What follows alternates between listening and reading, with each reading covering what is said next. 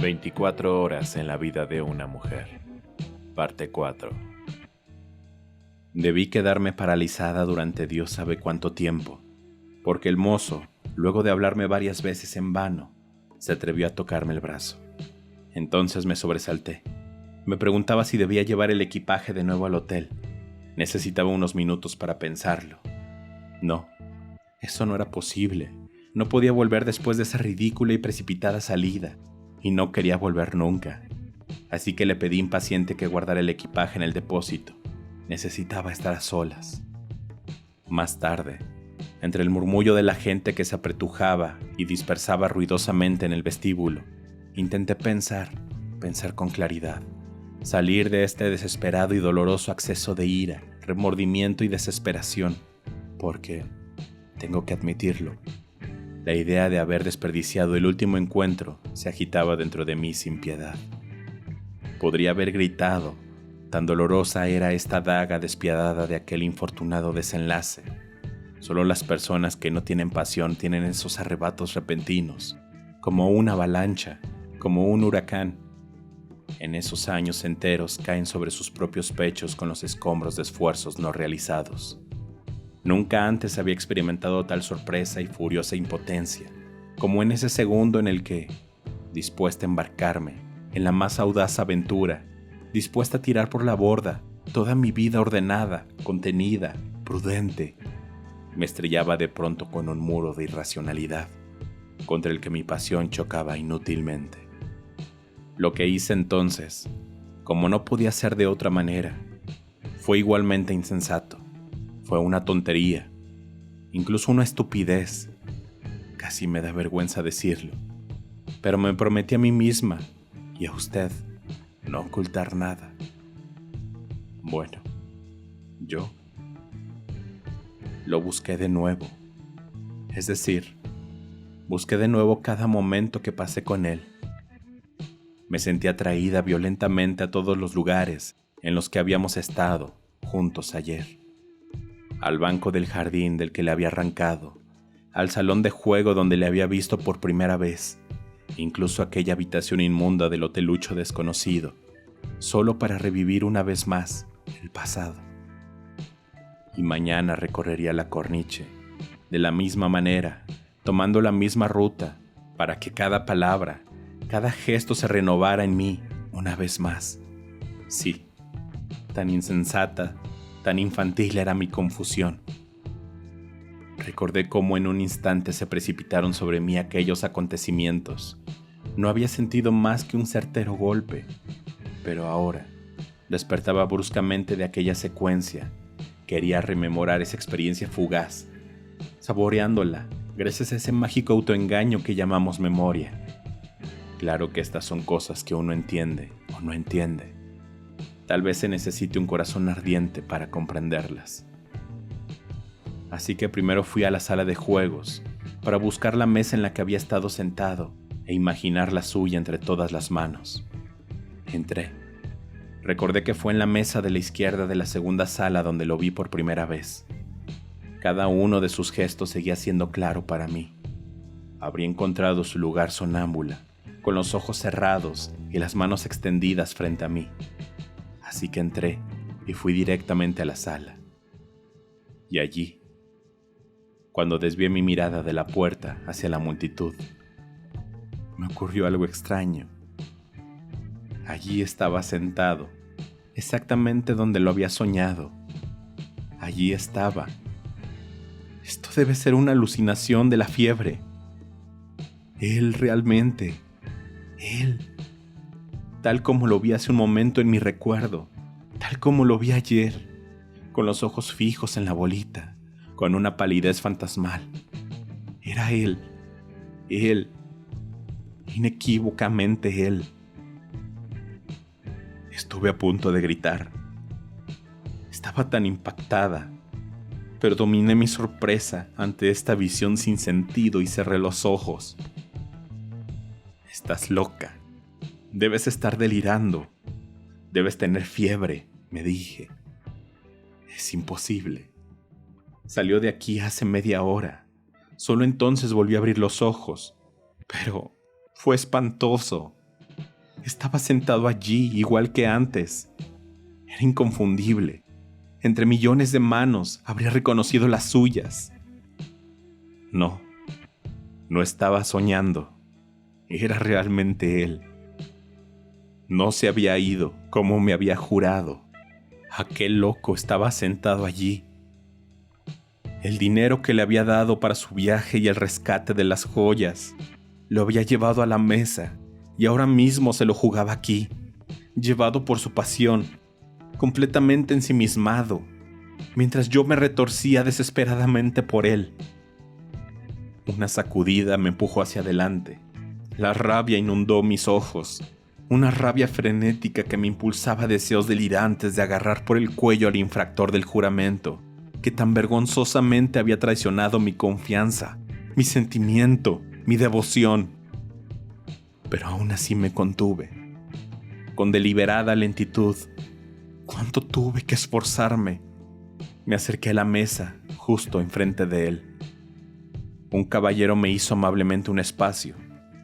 2 metros de tela verde se interponían entre los dos, y yo podía contemplar, como desde un balcón en un espectáculo, podía observar perfectamente su rostro, el mismo rostro fulgente que había visto hacía unas horas, agradecido, iluminado por el aura de la gracia divina, y que ahora volvía a desaparecer, crispado en todos los fuegos del infierno de la pasión.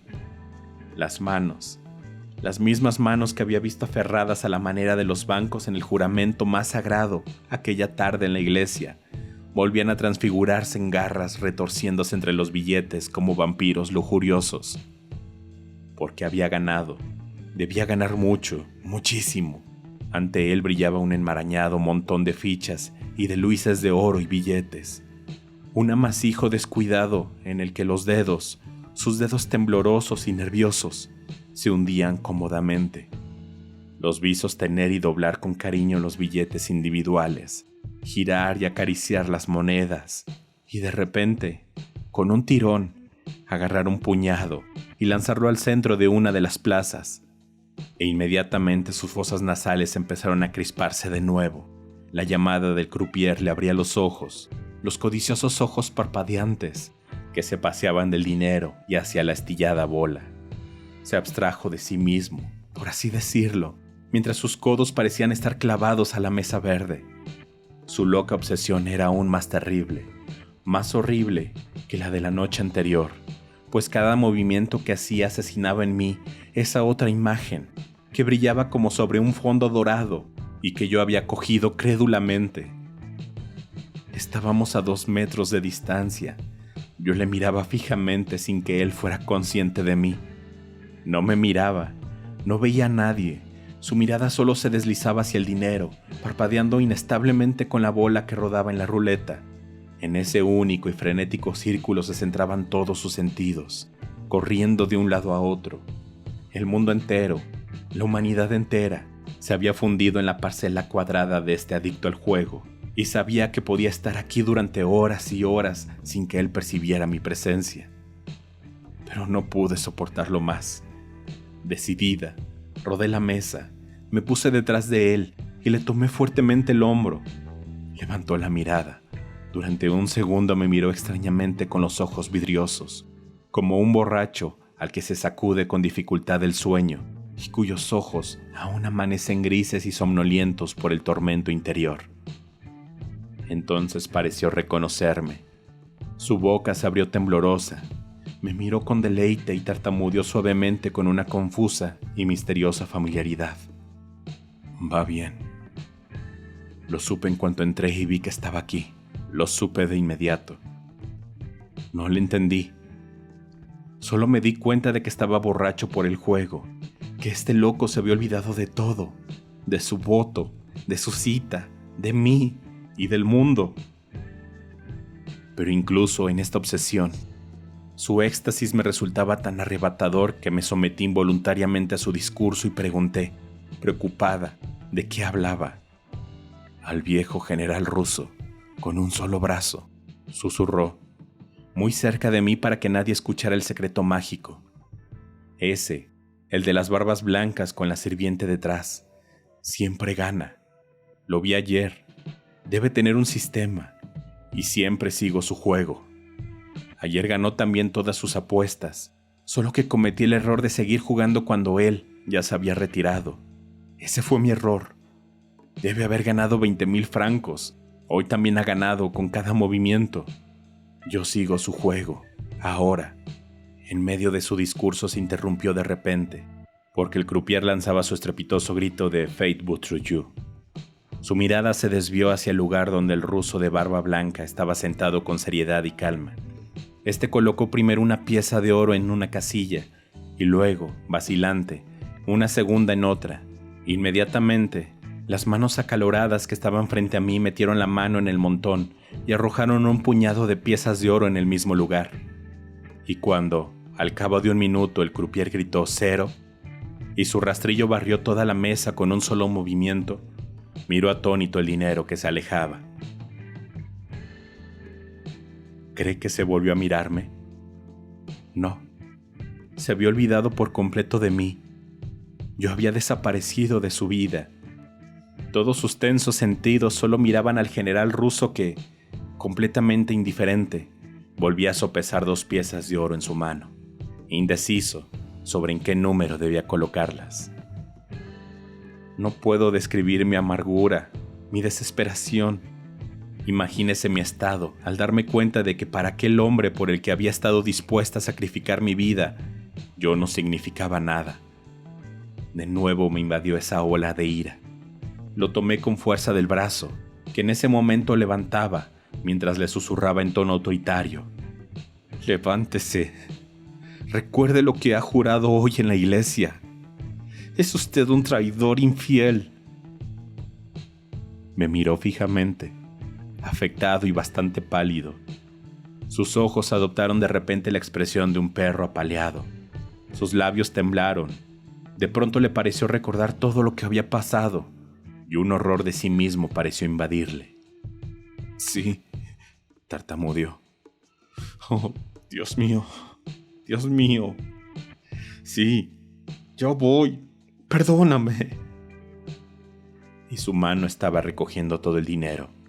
Rápidamente al principio, con una sacudida desgarradora y vehemente, pero luego, poco a poco, se iba haciendo cada vez más lenta, y como por una fuerza contraria, se detuvo. Su mirada se había posado nuevamente en el general ruso que haría otra apuesta. Un momento. Y lanzó rápidamente 5 piezas de oro en el mismo campo. Solo esta partida más. Se lo juro que voy de inmediato. Solo este juego más. Solo uno más. Y de nuevo su voz se apagó. La esfera había comenzado a rodar y se lo llevó consigo. De nuevo el hombre poseído se había olvidado de mí. Se había escabullido de sí mismo, precipitándose con la peonza en el suave torbellino dentro del cual rodaba y rebotaba la diminuta pelota. De nuevo el croupier llamó. De nuevo el rastrillo les quitó las 5 monedas de oro. Había perdido, pero no se dio la vuelta. Me había olvidado como el juramento, como la palabra que me dio hace un minuto. De nuevo su mano codiciosa se agitó para tomar el dinero derretido, y su mirada ebria solo parpadeó hacia el imán de su voluntad, el general ruso que le traía suerte. Mi paciencia había llegado a su fin. Volví a sacudirlo, pero ahora con violencia. Levántese ahora mismo. Ahora. Dijo que un solo juego más. Pero entonces ocurrió algo inesperado. De pronto se dio la vuelta, pero el rostro que me miraba ya no era el del hombre humilde y confuso, sino el de uno frenético, un manojo de furia con los ojos encendidos y los labios temblando de rabia. «Déjame en paz», vociferó. «Váyase. Me trae mala suerte. Cada vez que está aquí, pierdo. Así pasó ayer y así es hoy. ¡Váyase!». Me quedé aterida por un momento, pero ante su locura, mi ira también se desbordó. «¿Le traigo mala suerte?», le espeté. «Mentiroso, ladrón, me había jurado». Pero no llegué más lejos, pues el poseído se levantó de su asiento y me empujó hacia atrás, indiferente al tumulto que se estaba produciendo. «Déjeme en paz», gritó. «No estoy bajo su tutela. Tome, ahí tiene su dinero». Y me lanzó unos billetes de 100 francos.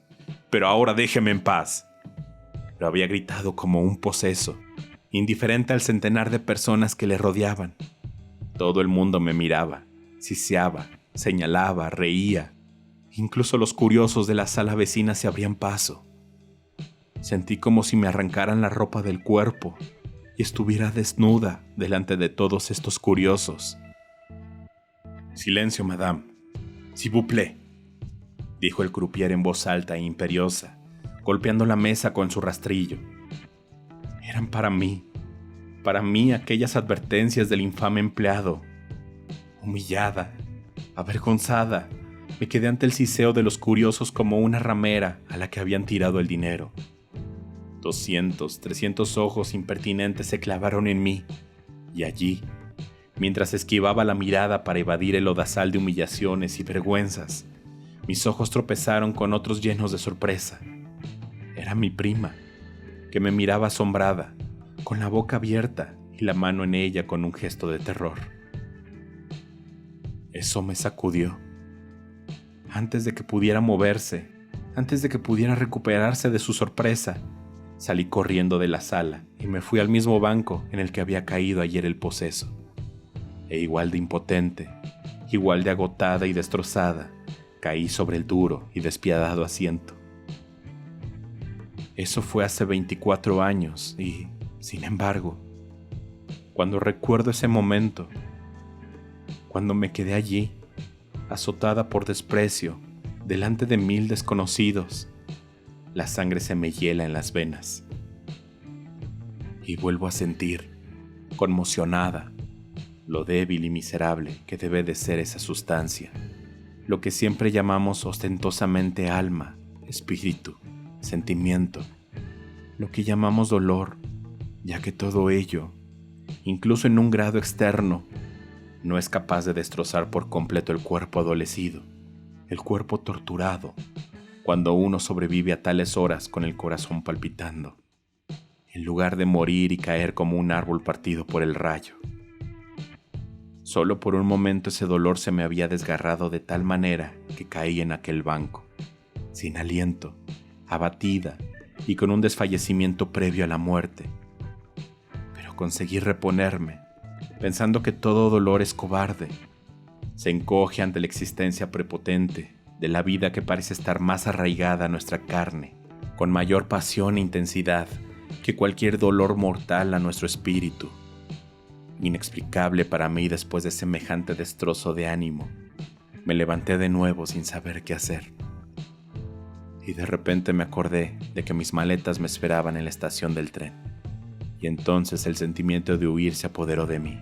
Sí, irme lejos, solo lejos de aquí, de este lugar infernal. Corrí a la estación sin hacer caso a nadie. Pregunté cuándo salía el próximo tren a París. A las 10, me dijo el portero, e inmediatamente documenté mi equipaje. A las 10, entonces, había pasado exactamente 24 horas desde aquel horrible encuentro. 24 horas tan llenas de tantos camaleónicos sentimientos que destrozaron mi mundo interior para siempre. Pero en ese momento no sentía más que resonar una palabra en mi interior, en ese ritmo constante, tormentoso. Irme lejos, lejos, partir lejos, lejos de la ciudad, lejos de mí misma, para encerrarme en mi casa y rodearme de mi gente, retomar mi vida anterior, mi verdadera vida. Viajé durante toda la noche hasta París. Allí me brinqué de una estación a otra y me dirigí directamente a Boulogne-Dover, de Dover a Londres, de Londres a casa de mi hijo. Todo el viaje lo hice de corrido, en una especie de huida, sin pensar, sin meditar, 48 horas, sin dormir, sin una palabra, sin comer, 48 horas, durante las cuales todas las ruedas del tren repetían solo esa palabra: lejos, lejos. Cuando por fin, inesperadamente, entré en la casa de mi hijo en el campo, todos se sorprendieron. Algo debía de haber en mi ser, en mi aspecto, que me delataba. Mi hijo quería abrazarme y besarme. Lo esquivé. Me resultaba insoportable la idea de que tocara unos labios que yo sentía corrompidos. Evité todas las preguntas. Solo exigí un baño, pues esta era mi más apremiante necesidad. Lavar de mi cuerpo, junto con la suciedad del viaje, todo lo demás, hasta el más ligero resto de aquella pasión por ese poseído, por aquel ser indigno. Luego me arrastré hasta mi habitación y dormí durante 12 o 14 horas un sueño profundo, como nunca había dormido. Un sueño que me reveló el significado de lo que era estar tendida dentro de un ataúd, muerta. Mis parientes me cuidaban como a una enferma, pero su ternura no hacía más que herirme. Me avergonzaba de su devoción, de su respeto, y constantemente tenía que contenerme para no gritar de pronto lo mucho que los había traicionado, olvidado y abandonado en aras de una pasión loca y desquiciada. Después me trasladé hasta una pequeña ciudad francesa en la que no conocía a nadie, porque me perseguía la idea de que cualquiera pudiera descubrir mi vergüenza, el cambio que se había dado en mí. Me sentía sucia hasta lo más profundo de mi alma. A veces, cuando me despertaba en mi cama por la mañana, me aterraba abrir los ojos. De nuevo, me invadía el recuerdo de aquella noche, cuando me desperté de repente junto a un desconocido semidesnudo. E igual que entonces solo tuve un deseo: morir inmediatamente.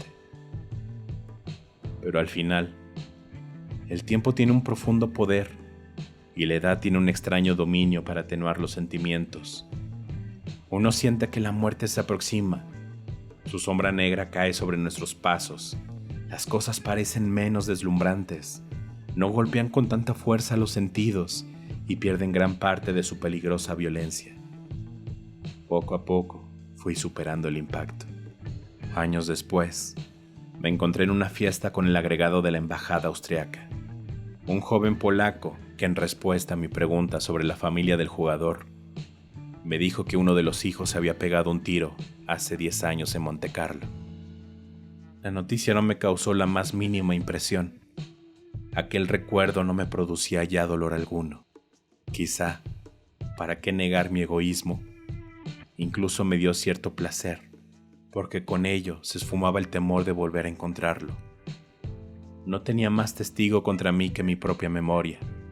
Desde entonces vivo más tranquila. Envejecer no significa otra cosa que dejar de tolerar el pasado. Y ahora, espero que también entienda por qué me he decidido de repente a hablarle de mi propia vida. Cuando defendió a Madame Henriette y dijo apasionadamente que 24 horas podían determinar por completo el destino de una mujer, sentí que se refería a mí. Se lo agradecí porque por primera vez me sentí, por así decirlo, reivindicada. Y entonces me dije: una vez que hayas confesado el secreto que agobia tu alma, tal vez te libere de la presión y la eterna necesidad de mirar en retrospectiva. Entonces tal vez mañana puedas cruzar y entrar en la misma sala en la que se decidió tu destino sin sentir ningún odio hacia él o hacia ti misma. En efecto, mi alma se liberó de aquella baldosa que yacerá con todo su peso en el pasado y no volverá a alzarse de nuevo. Me ha venido bien hablar de todo esto.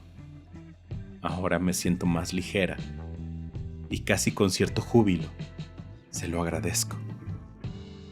Tras estas palabras se levantó. Entendí que había terminado su relato. Algo avergonzado, busqué una palabra. Ella debió de percibir mi esfuerzo y rápidamente me desalentó. No, por favor, no diga más. No quiero que conteste ni diga nada. Agradezco mucho que me haya escuchado. Tenga un buen viaje. Se puso frente a mí y me ofreció su mano en señal de despedida.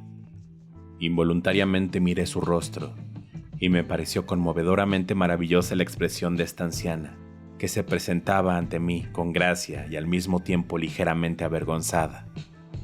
¿Acaso ese rubor que asomaba en sus mejillas y subía hasta su pelo blanco era el reflejo de aquella pasión? Se quedó allí como una niña, confundida por los recuerdos y avergonzada de su propia confesión. Absolutamente conmovido, me vi impulsado a mostrarle mi reverencia con alguna palabra. pero no conseguí articular ninguna. Así que me incliné y besé respetuosamente su mano marchita, que temblaba ligeramente como las hojas en otoño.